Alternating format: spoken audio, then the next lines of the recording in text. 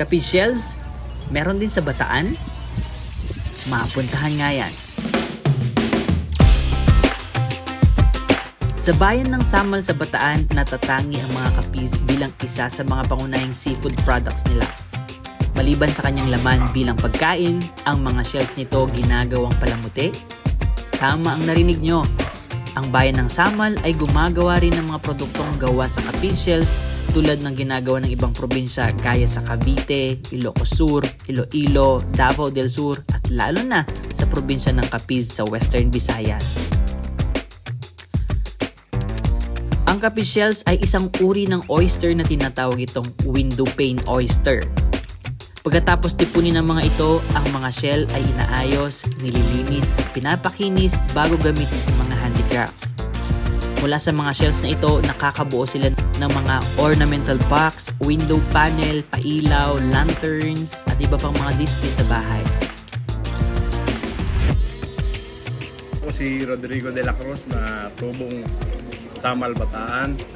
Gumagawa po kami ng mga kapis dito, mga pang-handicraft. 5 years na po kami gumagawa rito para po sa mga binibenta namin. Ang iba naman po ay binibenta nila sa export. Ito po yung lampshade namin. Lampshade. Kabit niya. Ilang oras or araw niyo po siyang ginagawa? Almost 3 days po. Kaya isang tao lang po ang gagawa nito. Pero po sa dami po namin, mga 1 day lang po. Sa pagbubuo ng lampshade, maingat na ginugupit ni Kuya Rodrigo ang mga kapis shells gamit ang cutters at kasama ang pattern sample nila para dito. Sunod nito ang pagtagpi-tagpi ng naaayon sa hugis na ginagamitan nila ng brass strip.